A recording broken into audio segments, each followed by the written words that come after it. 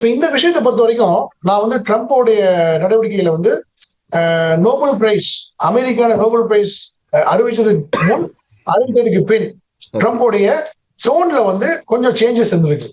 ஏன்னா அதுக்கு முன்னாடி வந்து அவரு ஒரு பெரிய மீடியேட்டர் மாதிரியும், ஒரு குளோபல் நெகோசியேட்டர் மாதிரியும், அதுவும் அமெரிக்காவை முன்னிறுத்தாம தன்னை முன்னிறுத்தி நான் தான் வந்து பண்ற மாதிரி பண்ணியிருக்காரு.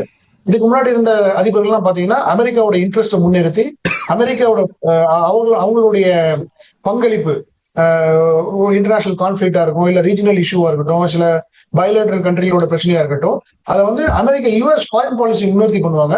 பட் ட்ரம்ப் வந்து அவருடைய ஆக்ஷன்ஸ், அவருடைய பாலிசியை வந்து அவரை முன்னிறுத்தி தான் இவருடைய எல்லா செயல்களும் இருந்திருக்கு. அதான் என்ன சொல்லுவாங்க, நான் தான் இதை நிறுத்தினேன், நான் தான் இதை ஆரம்பிச்சேன், நான் தான் இதை பேசினேன், நான் தான் இதை அறிவித்தேன் அப்படின்ற இந்த நான் சொல்றாருல்ல. So he puts himself in the front of the foreign US interest.